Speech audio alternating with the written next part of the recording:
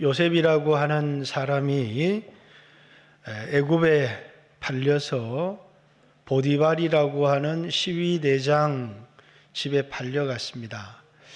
근데 이 시위대장이 요셉을 가만히 지켜보니까 하나님이 그와 함께 계시고 그가 하는 범사에 하나님이 복을 주시는 것을 보게 되었습니다.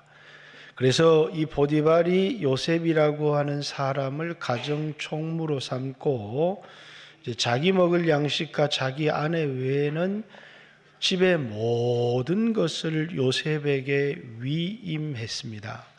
이제 그때부터 일어난 일입니다. 하나님이 요셉을 인해서 보디발과 또 보디발의 집과 보디발의 모든 소유에 하나님이 복을 주었다, 이렇게 얘기를 합니다. 자, 바울은 제수로 로마에 끌려가는 제수였습니다. 그런데 바다에서 풍랑을 만나면서 선장도 선주도 그 배의 모든 사람들이 하나님이 바울과 함께 하신다라고 하는 것을, 바울이 한 말이 하나님의 말씀이구나, 그리고 그 말씀이 그대로 이루어지는 것을 경험했습니다. 그리고 이제는 선장, 백부장, 선주가 아니라 그 배에 있는 모든 사람들이 바울의 말을 따르기 시작합니다. 그러면서 뭐라고요? 이 배는 바울이라고 하는 이 한 사람을 인해서 하나님이 사도행전 24장 바울에게 네가 예루살렘에서 나를 증거한 것 같이 이제 로마에서도 나를 증거해야 되리라. 너는 반드시 로마에 서야 될 것이다. 이 한 사람이 살아야 되고 또 이 한 사람이 이 배를 주관하게 한 때부터 이 배는 파선하지 않고 그 배에 있는 모든 사람들이 정욕적인 삶을 살아가고, 물론 모든 사람은 아니겠죠. 그들이 풍랑을 만난 이유가 그들이 한겨울을 좀 정욕적인 삶을 살려고 하다가 큰 풍랑을 만난 겁니다. 그런 사람들, 마땅히 죽어야 될 사람들이 이 바울을 인하여서 물론 많은 재산도 잃었고 또 많은 손해를 보게 되었지만 그들의 목숨을 구원하게 되었다라는 사실입니다. 여러분과 저도 마찬가지죠. 이 세상을 살아가면서 우리는 마땅히 죽어야 될 사람들입니다. 2024년 한 해를 돌아보면 불순종도 많고 정욕적인 삶도 많지만 하나님이 언제부터 우리에게 복을 주시느냐면 우리에게 한 분이 계세요. 예수 그리스도라고 하는 한 분. 그분을 우리의 인생의 주인 삼고 또 그분에게 모든 나의 권리를 위임하고 이제 그분의 말을 따르기 시작하면서부터 하나님은 우리는 죽을 사람이지만 예수를 인해서 우리가 살게 되고 구원을 얻게 된다.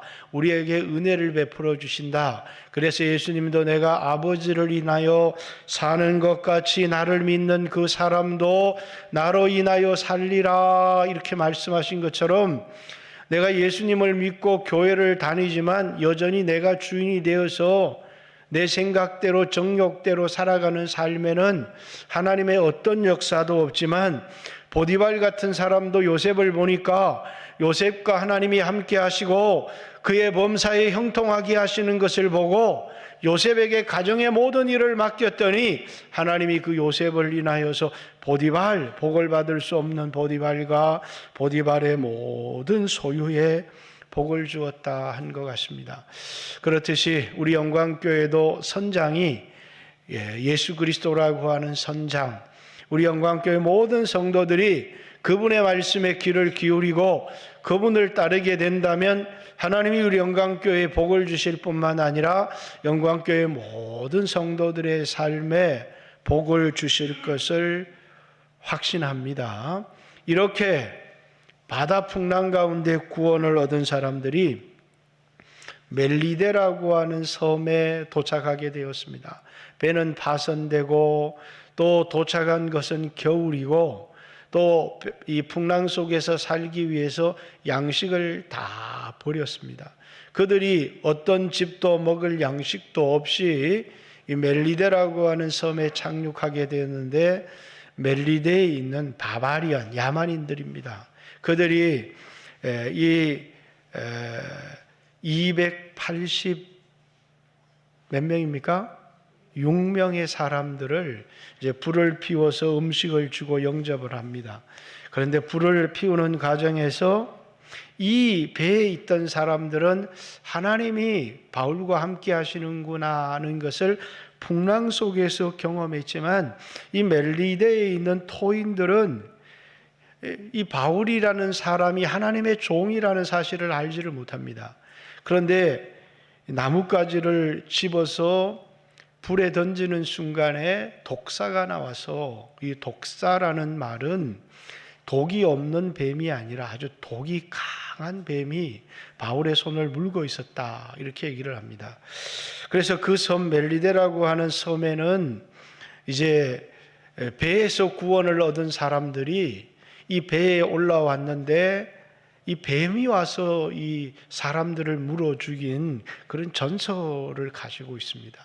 그래서 그 사람들은 뭐냐면, 배에서는 구원을 얻었지만, 이 풍랑 속에서는 구원을 얻었지만, 공의로우신 신이 이들을 물어 죽이게 했다라고 하는 이제 전설을 가진 섬입니다. 그러다 보니까 뱀이 나와서 바울의 손을 물고 있는 것을 보고, 이 사람이 바다에서 풍랑 속에서는 구원을 얻었지만 이 사람이 살인자가 분명하다, 공의가 이 사람을 죽게 한다, 뱀이 바울의 손을 물고 있는 것을 보고 바울을 살인자다, 공의가 이 사람을 죽게 한다, 이렇게 얘기를 합니다.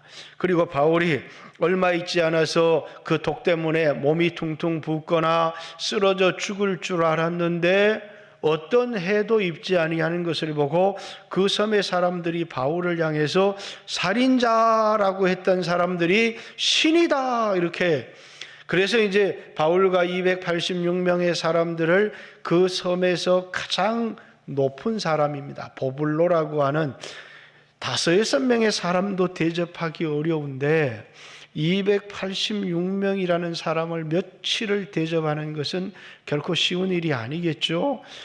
이 바울을 보면서 그들을 영접해서 그들에게 식사를 대접합니다. 그리고 그들에게 잠자리도 제공하고 안전한 삶을 그들에게 제공합니다. 그런데 그 보블리라고 하는 사람의 부친이 열병에 걸려서 이렇게 굉장히 위급한 가운데 있는데, 또 바울이 그 사람에게 손을 얹어 기도하여서 그 사람을 고쳤다라는 겁니다.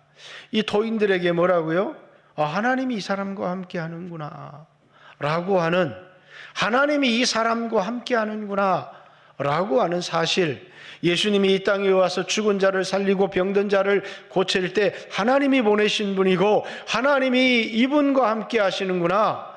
그래서 니고데모가 찾아와서 얘기합니다. 하나님이 당신과 함께 하시지 않으면 당신이 행하시는 일은 결코 행할 수가 없습니다. 예수님의 행하시는 것을 보고 하나님이 보내신 분이다, 하나님이 당신과 함께 한다 라고 하는 것을 많은 사람들이 알게 되었던 것처럼, 그 땅에 있는 토인들도 이 바울이 행하는 병을 고치는 것, 독사에 물려도 죽지 않는 것을 보고 이 사람은 하나님이 함께하는 사람이다 라고 생각을 한 겁니다. 그리고 극진히 대접합니다. 뿐만 아니라 그 섬에 있는 많은 환자들이 와서 고침을 받고 이들이 배를 타고 떠나기까지 그들을 대접할 뿐만 아니라 배를 타고 떠날 때도 이들이 먹을 양식을 실어주었다, 이렇게 얘기합니다. 왜? 하나님이 바울과 함께 한다는 사실을 보았기 때문입니다. 그런데 그것이 전부는 아닙니다. 이제 이 바울에게 중요한 겁니다.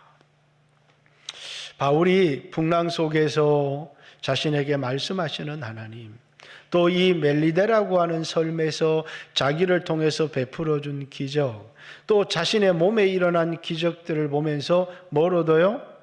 용기를 얻는 겁니다. 믿음의 용기. 믿음의 용기를 가진 사람이지만 로마라고 하는 그 도시는 만만한 도시가 아닙니다. 또 그가 가서 자유로운 몸으로 그리스도인들과 교제를 하고 복음을 전하는 것이 아니라 그는 죄수로 로마에 끌려와서 로마에 끌려오자마자 감옥에 갇혀야 될 그런 죄수의 몸으로 온 것입니다. 그는 로마에 와서 얼마든지 침체에 빠질 수 있고 용기를 잃어버릴 수 있지만 이 멜리데라고 하는 섬에서 폭풍 속에서 그가 경험한 건 뭡니까?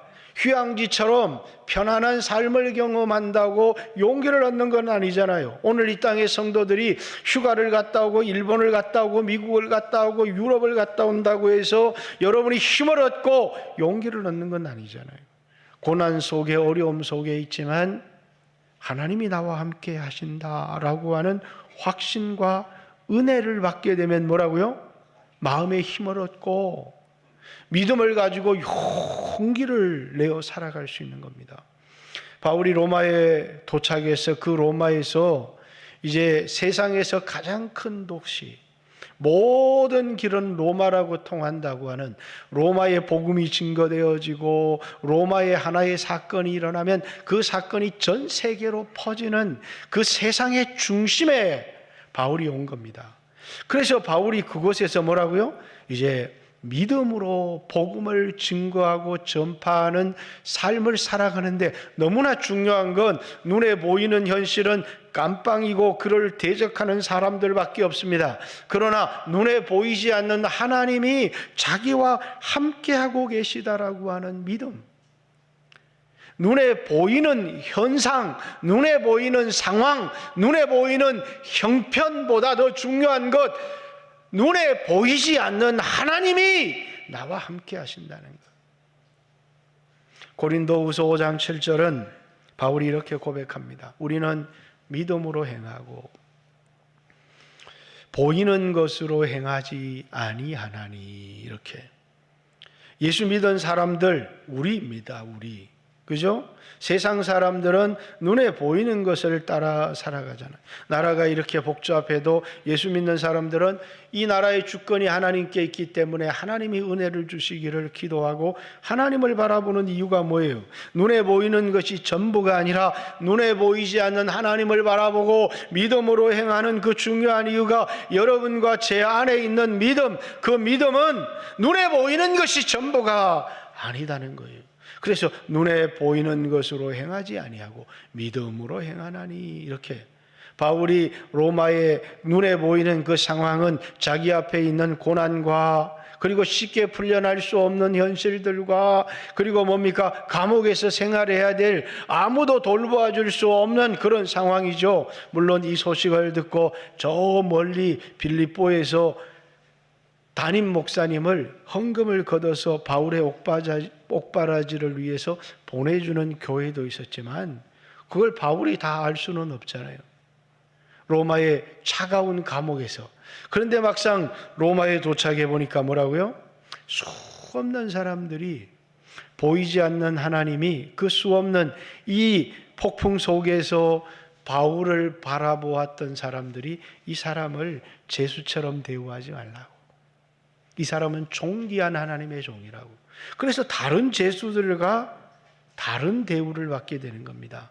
그래서 바울은 따로 세를 얻어서 경비병, 그러니까 시위대 사람들이 한 사람이 바울을 지키게 하고 바울에게 오늘날 가택연금과 같은, 다른 사람은 다 로마의 지하 감옥에 가뒀는데 바울은 한 사람의 시위대, 한 사람이 끝까지 지키는 게 아닙니다. 매일매일 이 시위대원이 바뀌는 거예요. 어떻게 시위대가 이 사람을 감금하고 있느냐면 집에 두고 밖에서 이렇게 우리처럼 지키는 게 아니라 손목을 같이 이렇게 메고 있는 겁니다. 오늘 형사들이 범인을 잡으면 수갑을 내 손에도 하나 채우고 또 범인의 손에도 하나 채우고 한 것처럼 둘이 몸을 결박해서 그것도 8시간마다 돌아가면서 잠을 잘 때조차도 같이 자면서 그렇게 지키는 겁니다.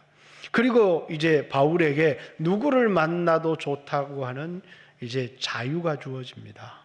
그러니까 다니면서 움직일 수는 없지만 수 없는 사람들을 초청해서 그들에게 말씀을 전할 수 있습니다. 그래서 같이 왔던 275명의 사람들도 이 바울에게 복음을 들으라고 말도 하지만 이제 이 바울을 찾아오는 수 없는 유대인들에게 바울이 말씀을 강론하기도 하고 증언하기도 하고 예수를 믿으라고 권하기도 했다. 23절에 보면 그들이 날짜를 정하고 그가 유숙하는 집에 많이 오니 바울이 아침부터 저녁까지 강론하여 하나님의 나라를 증언하고 강론하고 증언하고 모세의 율법과 선지자의 말을 가지고 예수에 대하여 예수를 믿으라고 권하더라. 말씀을 강론했다. 예수를 증언했다. 예수를 믿으라고 그들에게 권했다. 이렇게 얘기합니다. 그들 가운데 믿는 사람도 있고 그들 가운데 믿지 않는 사람도 나왔지만 역사는 딴 데서 일어난 거예요. 바울과 함께 수갑을 차고 있던 시위대들이 이 복음을 들으면서 예수를 믿기 시작한 겁니다. 바울은 로마에 도착해서 자유롭게 복음을 증거하기를 원했어요. AD 57년 바울은 로마에 편지를 보내요. 어디에서? 헬라라고 하는 지역에서 3차 전도여행을 끝나면서 로마서 1장 10절 내가 주 뜻 안에서 너희에게 나가는 좋은 길 얻기를 원한다. 주님의 뜻 안에서 너희에게 좋은 길 얻기를 원한다. 여러분 복음을 전하는데 좋은 길로 가면 얼마나 좋아요. 그죠? 이게 우리가 캄보디아를 가는데 싸구라 중국 항공을 타지 않고 대한항공을 타고 가면 얼마나 좋겠어요. 그죠? 어차피 가는 길이면 막 좋게 편안하게 가면 얼마나 좋겠어요. 그러나 하나님이 바울에게 예비한 길은 풍랑 속에서 멜리데라고 하는 섬에서 뭐라고요? 이제 그게 주님의 뜻인 겁니다. 그리고 그것을 통해서 하나님이 바울에게 용기를 주시는 겁니다. 내가 너와 함께한다. 너는 마음을 강하게 해라. 담대하게 해라. 그러면서 말만 그렇게 하는 게 아니라 하나님이 바울과 함께 계시다고 하는 수없는 증거들을 보여주시는 겁니다. 그래서 바울은 힘을 얻는 겁니다. 용기를 얻는 거예요. 세상 사람들은 소유를 통해 용기를 얻습니다. 학벌을 통해서도 용기를 얻습니다. 세상의 지위를 통해서도 용기를 얻습니다. 그러나 예수 믿는 사람들은 물론 그것이 우리에게 힘이 될 수 있지만 주께로부터 용기를 얻는 겁니다. 주께 힘을 얻고 이렇게 독수리 날개치며 올라간 것 같은 새 힘을 어디에서부터 얻느냐 하면 위로부터 얻는 것입니다. 하나님으로부터 힘을 얻는 사람들, 이 사람들이 그리스도인인 겁니다. 눈에 보이는 것이 아니라 보이지 않는 하나님이 나와 함께 계신다. 그리고 그 보이지 않는 하나님을 의지하고 그 말씀에 순종하며 살아가는 사람들이 그리스도인들이에요. 여러분, 믿음으로 살아가야 되는 거 누구나 다 알지만 내 안에 믿음이 있고 믿음으로 살아간다는 걸 어떻게 알 수 있겠어요? 여러분 믿음으로 살아갑니까? 여러분의 생각대로 살아갑니까? 니고데모가 밤에 예수님을 찾아왔습니다. 그리고 예수님으로부터 2번 태어나야 된다. 어떻게 2번 태어날 수 있습니까? 물과 성령으로 거듭나지 않으면 하나님의 나라를 볼 수 없다. 어떻게 이런 일이 일어날 수 있습니까? 예수님이 거듭난 사람에 대하여 설명합니다. 바람이 임의로 불어오매 어디서 불어와서 어디로 가는지 알지 못하거니와 성령으로 난 사람은 다 이와 같으니라. 물론 이 성령은, 이 바람은 성령님을 의미하는 것이지만 바람은 보이지 않습니다. 그러나 그 바람은 뭐라고요? 바다를 뒤집어 놓기도 하고 또 나뭇가지를 흔들어 부러뜨려 놓기도 하고 그 바람이 보이지 않습니다. 그것이 우리의 얼굴을 시원하게 만들어주기도 하고 그게 바람이잖아요. 보이지 않지만 존재하더라는 거예요. 믿음으로 살아가는 사람, 하나님은 보이지 않지만 그 하나님으로부터 힘을 얻어서 살아가는 사람들, 이 세상의 사람들은 보이지 않는 것은 없다고 말하지만 믿음의 사람들은 하나님은 보이지 않지만 그 보이지 않는 하나님이 나의 힘이시고 나와 함께 한다는 사실을 바울은 감옥 속에서도 그와 함께 하시는 하나님을 경험하며 살아가는 겁니다. 그리고 그곳에서 믿음으로 살았더니 빌립보교의 편지를 쓰면서 이렇게 고백하는 거예요. 내가 당한 일이 로마에서 당한 일이에요. 감옥에 갇혔습니다. 도리어 복음의 진보가 된 줄을 너희가 알기를 원하노라. 이 복음이 온 시위대 뜰에 전해지기 시작했다는 거예요. 그죠? 그러니까 바울과 함께 이 수갑을 차고 있던 사람들이 바울이 하루 종일 유대인들을 불러서 그 사람들을 전도하는 말을 들으면서 그 시위대들이 복음을 영접하고 예수를 믿기 시작했어요. 이 시위대 친위대는 황제의 최측근 사람들로 이 사람들이 이제 로마의 중요한 정책을 결정하는 정치인이 되기도 하고 가장 영향력이 있는 사람들입니다. 그런데 그런 사람들이 예수를 믿기 시작하는 거예요. 그런데 이 친위대에게만 복음이 증거되는 것이 아니라 가이사의 집 몇 사람이 너희에게 문안하느니라 이렇게 얘기해요. 가이사는 누구예요? 로마 황제 시저입니다. 이 복음이 누구에게 증거되기 시작했느냐 하면 로마 황제의 가문에 이 복음이 증거되기 시작합니다. 그리고 200년이 되지 않아서 로마는 복음화되어져 버리기 시작합니다. 그리고 이 나라가 기독교의 국가가 되어지기 시작하고 이 복음이 전 세계로 로마가 닦아놓은 이 길을 따라 전 세계로 복음이 증거되기 시작하는 거예요. 여러분, 누구 한 사람 때문입니까? 바울 한 사람 때문이에요. 물론 다른 수 없는 사람들도 이 로마를 복음화하는 일에 수고했겠지만 단연 이 로마를 복음화하는 한 제국, 그 시대 가장 위대한 제국 가운데 로마 황제 가이사르가 있었지만 예수가 왕이다고 주장하는 이 한 사람을 인해서 수 없는 사람들이 황제 숭배라고 하는 문화 속에서 아니 나의 주는 예수님이라고, 이에수스 그리스도투스, 물고기죠, 익투스, 예수는 그리스도시요 하나님의 아들이시요 나의 구세주라고 고백하는 수 없는 사람들이 나오기 시작한 겁니다. 예수를 내 인생의 주인으로 삼고 그분에게 내 인생을 의탁하고 내 삶의 모든 주권을 그분에게 맡기는, 그리고 이렇게 믿음으로 살아가는 수 없는 사람들이 일어났던 건 뭐라고요? 하나님이 멜리데라고 하는 섬 풍랑 속에서 바울에게 내가 너와 함께 하고 있다 라고 하는 용기를 주시고 그 믿음의 용기를 가지고 이 로마에서 믿음으로 행한 겁니다. 오늘 여러분과 저도 마찬가지죠. 내가 가진 돈으로 행할 수 있고 내가 가진 실력으로 행할 수 있습니다. 그러나 거기에는 어떤 역사도 일어나지 않습니다. 하나님이 나와 함께 하신다라고 하는 믿음으로 하나님 말씀에 순종하며 행하기 시작할 때 여러분의 인생 가운데 하나님이 역사하시는 놀라운 일들이 일어날 수 있다는 거예요. 2024년 한 해를 살아가면서 우리는 우리 자신을 돌아봐야 되는 겁니다. 믿음으로 살았나? 아니면 환경을 바라보고 하나님 말씀을 바라보면서 하나님께 의탁하고 말씀에 순종하기보다는 형편이 이래서 안 돼, 환경이 이래서 안 돼, 끊임없이 환경을 바라보는, 내가 눈을 들어 믿음의 주를 바라보고 함께 하시는 하나님을 보고 살아가는 게 아니라 바울도 감옥을 바라보고 자기를 지키고 묶고 있는 끈을 바라보고 자신의 형편을 바라봤다면 낙심했겠지만 그 절망스러운 환경을 믿음으로 살아내니까 하나님이 그 일을 통하여 놀라운 일을 행하신 겁니다. 바울이 신방을 다니면서 이 사람 저 사람 만나고 다녔다면 얼마를 만났겠어요. 그러나 셋집에서 매일매일 수 없는 사람들이 바울을 찾아오기 시작하는 겁니다. 그들에게 복음을 전했고 뿐만 아니라 시위대 사람들이 이 복음을 들었고 바울의 모습을 보면서 바울과 함께 하시는 하나님을 경험한 거예요. 그리고 그들도 복음을 영접하면서 이 복음이 로마의 하층민에가 아니라 상층민들에게 복음이 증거되기 시작했다는 거예요. 여러분, 로마가 70% 80%를 믿어서 기독교의 나라가 된 게 아니에요.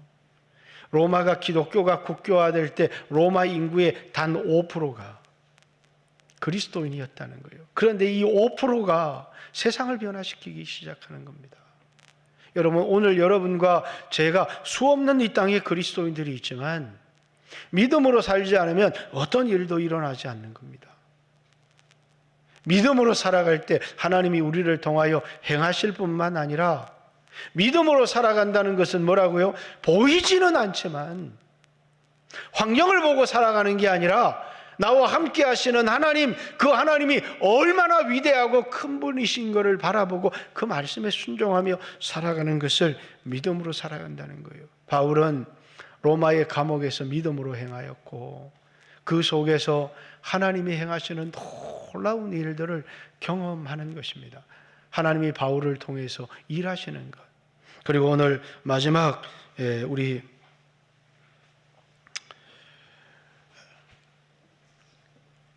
28절 그런즉 하나님의 이 구원이 이방인에게 보내어진 줄 알라 그들은 그것을 들으리라 하더라. 유대인들에게 전하였던 이 복음이 이제는 유대인들이 이 복음을 듣기는 들어도 듣지 못하고 보기는 보아도 보지 못하고 깨닫지 못하는 것을 보고 이제 이 구원의 복음이 이방인에게로 향하리라.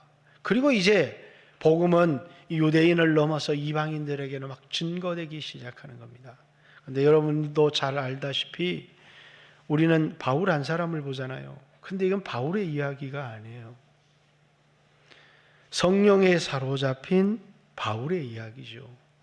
우리 눈에 보이는 것은 바울이지만 사도행전 1장 8절 성령이 너희에게 임하시면 너희가 권능을 받고 예루살렘과 온 유대와 사마리아와 땅끝까지 이르러 내 증인이 되리라. 바울은 뭐라고요? 성령에 사로잡힌 사람이었다는 거예요.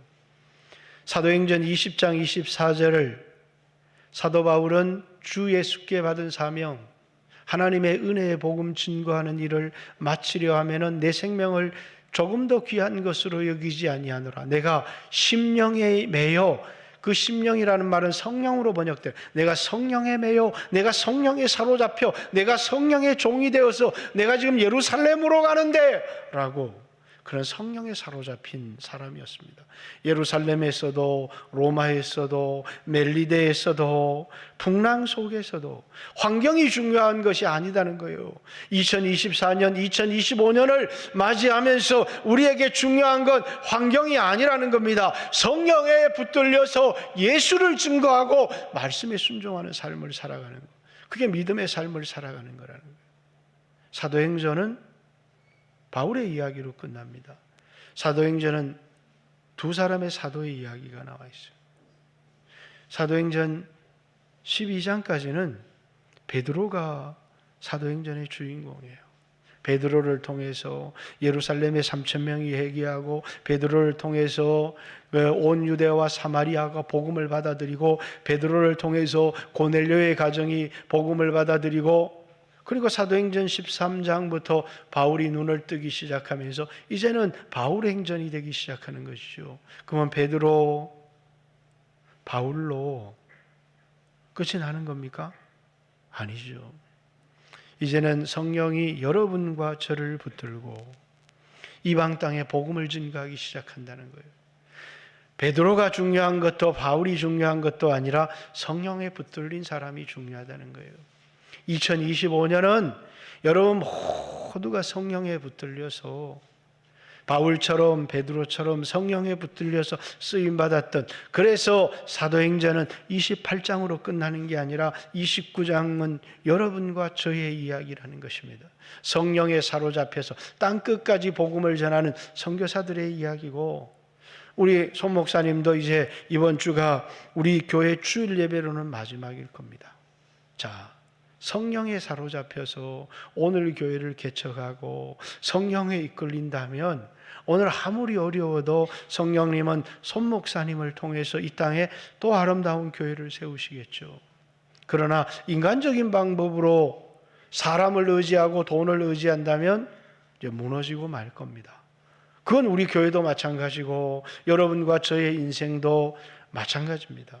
처음 얘기했던 것처럼 하나님이 요셉을 통하여 일을 하신 것처럼 하나님이 요셉과 함께해서 그의 범사에 형통하게 하셨더라 한 것처럼 성령님이 우리와 함께 하시고, 그리고 그 성령님께 사로잡히고 순종함을 통하여 형통하고 하나님 앞에 쓰임받는 삶을 살아갈 수가 있는 것이죠. 그런데 여전히 여러분과 저는 결정권을 내가 가지고 있고 내가 삶의 주인이 되어서 내 욕심대로, 내 방법대로, 내 생각대로 살아가고 있다면 어떤 일도 일어나지 않는다는 거예요. 마치 풍랑을 만난 사람들이 자신의 정욕 때문에 미항이라고 하는 것을 떠나 베닉스라고 하는 항에 가서 겨울을 좀 정욕적인 삶을 살고 싶다. 우리의 그 정욕적인 삶 때문에 풍랑을 만나고 징계를 당하고 고통을 받고, 그러나 이제는 우리가 그런 삶이 아니라 성령에 붙들려서 우리 인생의 주권을 주님 앞에 드리고 주님이 우리 인생을 인도하심을 통해서, 하나님이 바울을 통해서 베드로를 통해서 일했던 것처럼 우리 영광교회를 통해서 2025년 성령님이 역사하시고, 여러분을 통해서 성령님이 역사하시고, 우리 손 목사님 오늘 교회를 통해서 성령님이 역사하셔서 하나님이 쓰시는 교회가 되어지고 성도들이 되어지기를 주님의 이름으로 축복합니다. 같이 한번 하나님 앞에 기도했으면 좋겠습니다. 한 해를 돌아보면서 나는 어떻게 살았는가, 내 주권을 성령님께 내어드리고 말씀에 순종하며 믿음의 삶을 살았는지, 아니면 여전히 이 배에 있는 사람들이 풍랑을 만날 수밖에 없는 사람들, 이 바다에서 멸망해야 되는 사람들, 광야에서 엎드러진 사람들처럼 환경을 바라보고 불신앙의 삶을 살았는지, 믿음으로 구원을 얻은 여러분에게 하나님은 믿음을 더하여 주셔서 믿음으로 살게 하셨고, 인자가 올 때에 믿는 자를 보겠느냐 이렇게 말씀했습니다. 이 시간에 같이 한번 2024년 정욕대로 산 걸 용서해 주시고, 믿음으로 살지 못했던 것이 있다면 용서해 주시고, 우리에게 믿음을 더하여 주시고 성령의 충만함을 더딥혀 주시고 2025년은 주님과 함께 행하는 한 해가 되어질 수 있도록 이 시간에 같이 한번 주여 하시고 하나님 앞에 기도합니다. 주여, 하나님 감사합니다.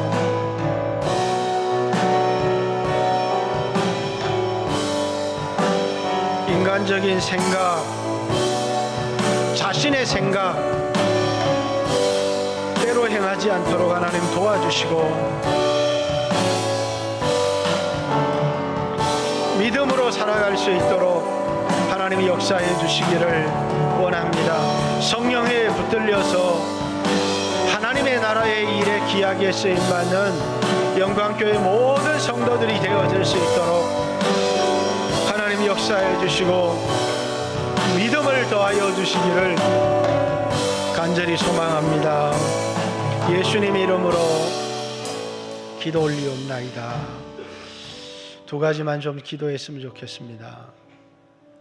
2024년 주님에게서 멀어진 사람들, 주님을 의지하지 않고 믿음으로 살지 않은 사람들이 다 주께로 돌아와 회복되어질 수 있도록, 육신의 병으로 고통당하는 박영희 권사님, 제주대 성도님 위해서 또 박금희 집사님도 속히 회복될 수 있도록 일으켜 세워주시도록, 회복시켜 주시도록, 마음에 낙담하고 절망하고 두려워하고 이 마음속에 예수님을 잃어버린 사람들이 다시 주님과의 관계를 회복할 수 있도록, 그것이 여러분이라고 하면, 여러분들이 주님 앞에 나가면 여러분들이 주님을 경험하고 주님의 음성을 듣게 될 겁니다.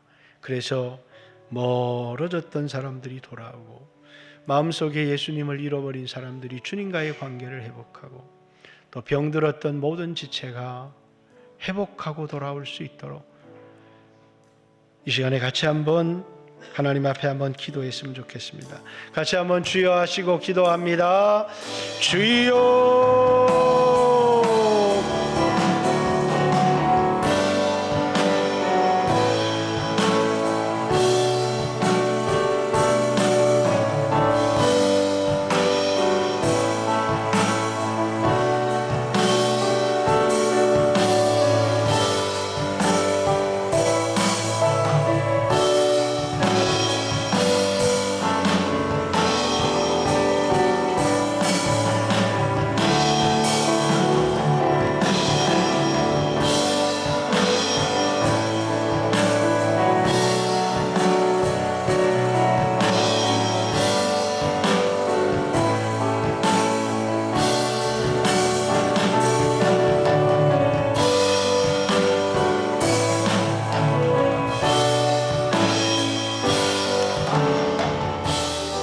예수님 이름으로 기도 올리옵나이다. 아멘. 이제 마지막 한 번의 기도입니다. 제가 1995년 9월 2일 날 우리 영광교회 왔습니다. 결혼을 하고.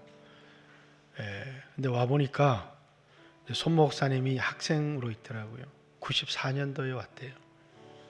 만 30년을 우리와 함께 신앙생활을 했고, 오늘 이 주일이 또 주일 예배, 송구 영신 예배는 오시겠지만 이제 주일 예배로는 마지막입니다. 하나님이 그 가는 길을 인도해 주시고 또 성령으로 붙들어 주셔서 하나님이 이만큼 훈련하셔서 귀한 일을 하시려고 이 길을 가다가 낙심하지 않도록 좌절하고 절망이 찾아올 때마다 하나님이 찾아가서 일으켜 세워주시도록 위에서 기도하고, 히담이 하윤이 믿음의 사람으로 하나님이 잘 키워주셔서 하나님께 영광이 되는 사람이 되어질 수 있도록, 오늘 교회를 위해서 하나님이 임재하는 교회, 성령이 역사하는 교회가 될 수 있도록, 제가 오늘 원래 찬양을 주께 힘을 얻고 그 마음에 시온에 데려가 있는 사람은 복이 있다, 이제 그 찬양을 딱 준비를 했다가 손 목사님이 생각이 나서 내가 걷는 이 길이 혹구보도는 수가 있어도 이렇게 찬양을 바꿨어요. 한번 우리 교회가 축복했으면 좋겠고, 같이 한번 우리 손 목사님, 성령님이 함께 하시고 붙들어서 귀하게 쓰는 종이 되게 해 주십시오. 두 아이를 하나님께서 그 평생을 인도해 주시고 믿음의 사람으로 자라게 해 주십시오. 교회 위에 성령의 임재가 있는 교회가 되게 해 주십시오. 같이 한번 주여 하시고 한번 하나님 앞에 기도합니다. 주여.